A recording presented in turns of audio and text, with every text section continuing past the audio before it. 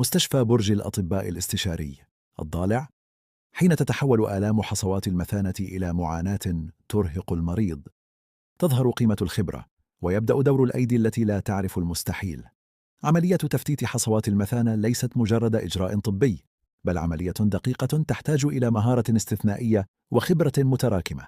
في مستشفى برج الأطباء الاستشاري أصبح قسم المسالك البولية مرجعاً طبياً يقصد من كل مكان لما يقدمه من خدمات نوعية ونجاحات مميزة. بقيادة دكتور ماجد عواس تتحول أصعب الحالات إلى قصص نجاح تروى بخبرة تسبق الألم ودقة تنهي المعاناة. هنا لا تكسر الحصوات فقط، بل تكسر المعاناة ويولد الأمل من جديد.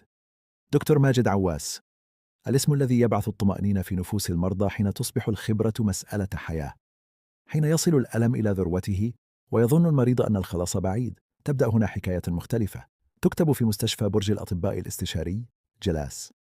عمليات تفتيت حصوات الحالب بالمنظار ليست مجرد تدخل طبي، بل معركة دقيقة تدار داخل الجسد، حيث تتحول أصعب التحديات إلى انتصارات تحسم بيد من يعرف كيف يصنع الفرق. تحت قيادة الدكتور ماجد عواس، أخصائي جراحة ومناظير الكلى والمسالك البولية، تدار التفاصيل كما لو أنها سيمفونية جراحية.